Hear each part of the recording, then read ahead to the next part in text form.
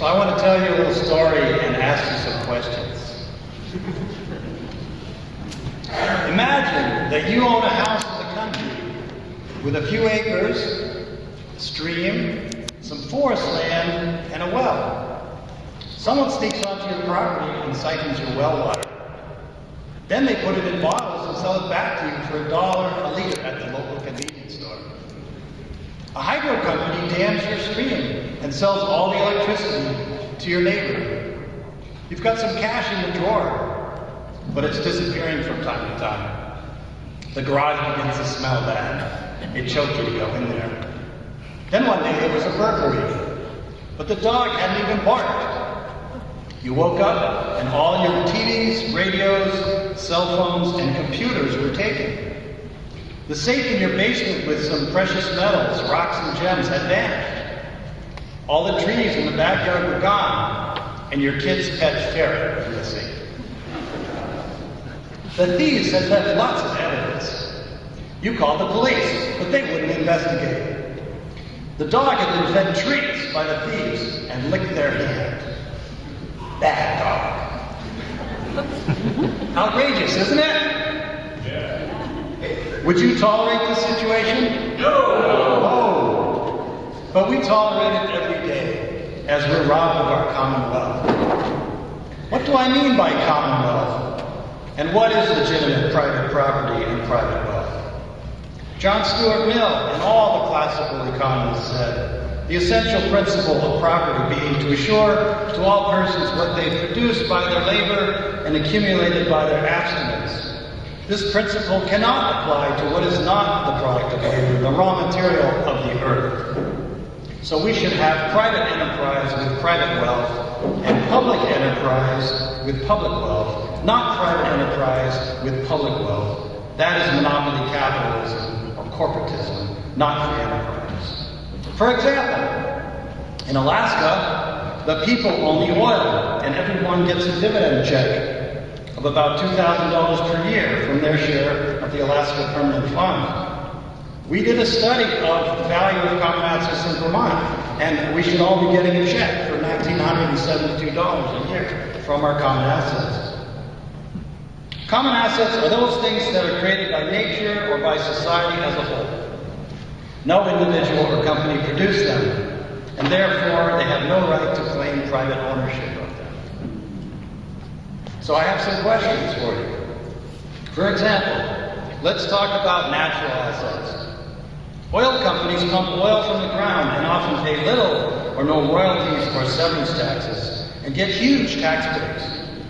Did the oil companies put the oil in the ground? No.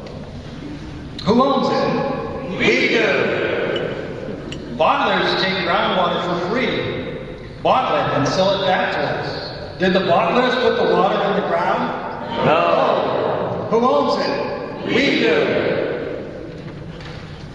Mining companies get title to land for $5 an acre under the mining law of 1872, which is still in effect. Did the mining companies put the minerals in the ground? No. Who owns them? We do. Users of fossil fuels for CO2 and other emissions into the atmosphere at no charge, degrading the environment, making us sick, and changing the climate. Do polluters own the atmosphere and have the right to pollute it for free? No. Who owns the air? We do. How about assets created by society?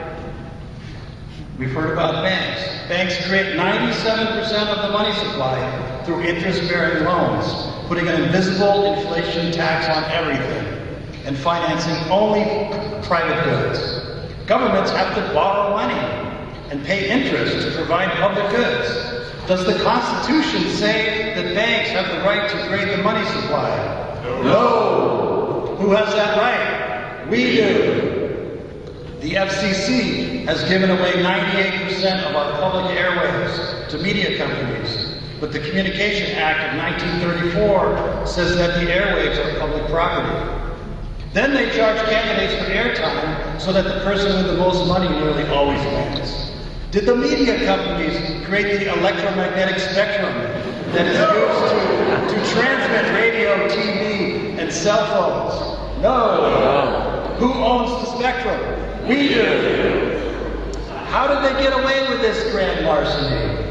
Remember the dog in our story. Those are the politicians. They get fed treats by the thieves in the form of campaign contributions and perks, in the legalized bribery that is our campaign financing system. How about the police? Will they help? No.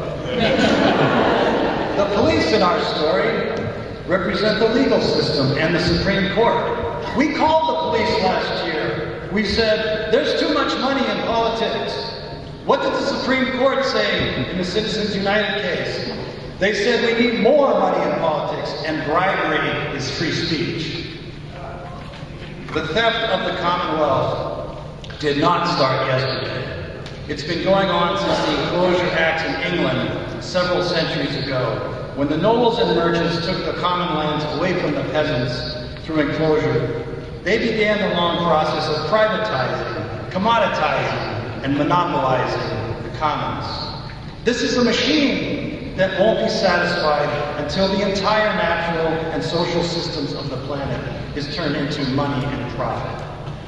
So who needs to take back our common assets and our democracy? We do.